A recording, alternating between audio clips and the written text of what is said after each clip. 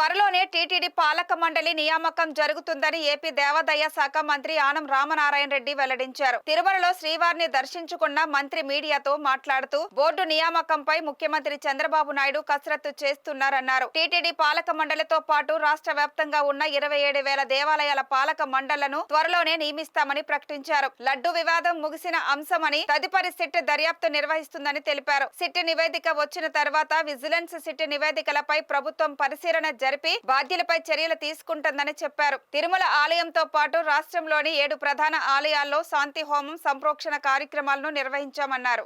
తప్పిదం ఎక్కడ జరిగినా తప్పిదమే.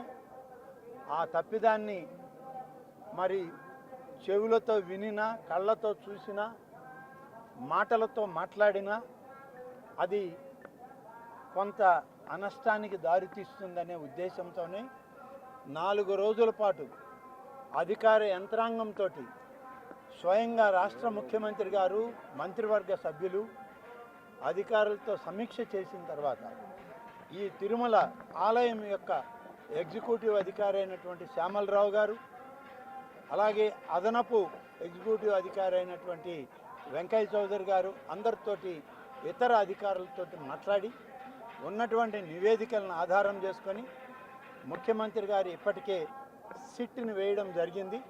దాని కార్యక్రమం అది ఇంకా ముందుకు సాగుతుంది. ఎక్కడ ఏమి జరిగింది అనేటువంటి విషయం ఆ నివేదికలన్నీ బయట పెడతాయి. ఇవాళ రాబోయేటువంటి బ్రహ్మోత్సవాల మీదే మా దృష్టి తప్ప ఈ జరిగినటువంటి చిన్న అపవిత్ర కార్యక్రమాన్ని నేను పవిత్రమైనటువంటి ఆలోచనతో ఆగమ పండితుల యొక్క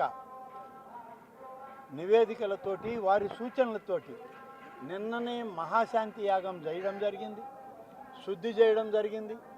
అన్ని రకాలుగా పవిత్రోత్సవాలను గతంలో చేశాం. మనం చెవులతో విన్నాం కాబట్టి తిరిగి మళ్ళీ శాంతి హోమాలు చేసి బ్రహ్మోత్సవాలకి అంకురార్పణ చేస్తున్నాం. కాబట్టి అన్నీ సజావుగా సాగుతాయి. స్వామివారి యొక్క అన్నప్రసాదం దగ్గర నుంచి లడ్డు ప్రసాదాలు, ఇతర స్వామివారికి నైవేద్యంగా ఇచ్చేటువంటి అన్ని ప్రసాదాలు కూడా ఏ గ్రేడ్ క్వాలిటీలోనే ప్రసాదాలు ఉండాలి. ఏ ఒక్కదానిలో కూడా తేడా ఉన్నా కూడా ఉపేక్షించమనేటువంటి విషయం ముఖ్యమంత్రి గారు ఇవాళకి ఇప్పటికే స్పష్టం చేయడం జరిగింది. అదేవిధంగా అధికార యంత్రాంగం కూడా ఇక్కడ పనిచేయడం జరిగింది.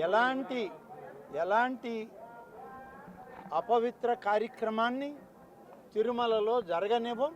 జరుగుతుంటే మేము ఉపేక్షించం కూడా.